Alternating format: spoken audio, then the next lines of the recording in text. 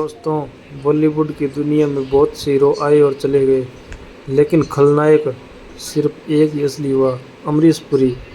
एक ऐसा इंसान जिसकी आंखों से डर लगता था, लेकिन दिल से वो बेहद नरम और सीधा साधा था। आज हम आपको बताएंगे अमरीश पुरी की ज़िंदगी की वो सच्ची कहानी जो संघर्ष, मेहनत और जुनून से भरी हुई है। अमरीश पुरी का जन्म 22 जून 1932 को पंजाब के नवांशहर, अब शहीद भगत सिंह नगर में हुआ। वो एक मिडिल क्लास पंजाबी परिवार से थे। बचपन से ही थिएटर और एक्टिंग का शौक़ था, लेकिन जब फिल्मों में किस्मत आजमाने मुंबई आए तो पहली बार में रिजेक्ट हो गए। दरअसल 1950 के दशक में अमरीश पुरी एक्टर बनने पहुंचे थे, लेकिन उन्हें रिजेक्शन का सामना करना पड़ा। उन्हें कहा गया, आप हीरो बनने के लायक नहीं हो। ये शब्द किसी और का हौसला तोड़ देते, लेकिन अमरीश पुरी पीछे नहीं हटे। उन्होंने सरकारी नौकरी पकड़ी, एम्प्लॉयमेंट एक्सचेंज ऑफिसर बन गए, लेकिन एक्टिंग का शौक़ नहीं छोड़ा। थिएटर ही उनकी असली पाठशाला बनी।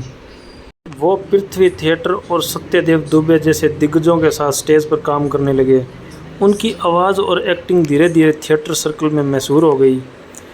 किस्मत ने करवट ली 1970 के दशक में। 40 साल की उम्र में जब लोग सोचते हैं करियर ख़त्म हो गया, अमरीश पुरी ने फिल्मों में एंट्री मारी। उनकी पहली बड़ी पहचान बनी रेशमा और शेरा 1971 से, लेकिन उन्हें असली पहचान मिली श्याम बेंगल और गोविंदा निहालनी की फिल्म से। निशांत, मंथन, भूमिका जैसी आर्ट फिल्मों ने उन्हें दमदार किरदार निभाए। धीरे धीरे डायरेक्टर्स ने नोटिस किया, ये आदमी सिर्फ हीरो नहीं बल्कि विलन के तौर पर भी चमक सकता है, और यहीं से शुरू हुआ बॉलीवुड का असली खलनायक।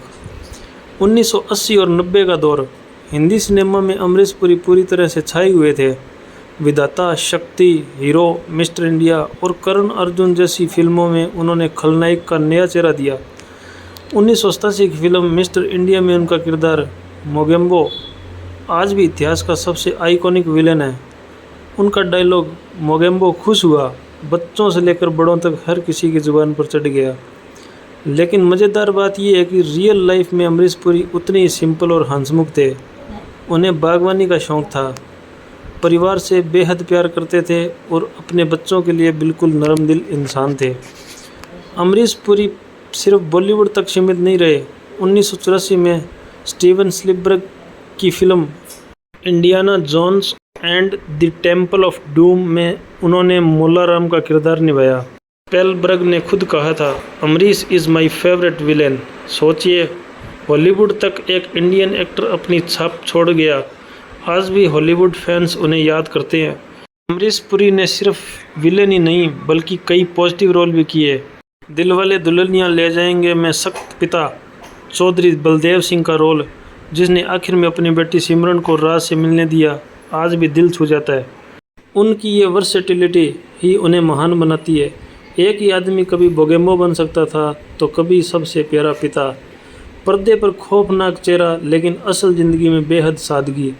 अमरीश पुरी सुबह 5 बजे उठते, योगा करते, गार्डनिंग करते और फिर शूटिंग पर जाते। उन्होंने अपनी पत्नी उर्मिला दिवेकर से 1957 में शादी की।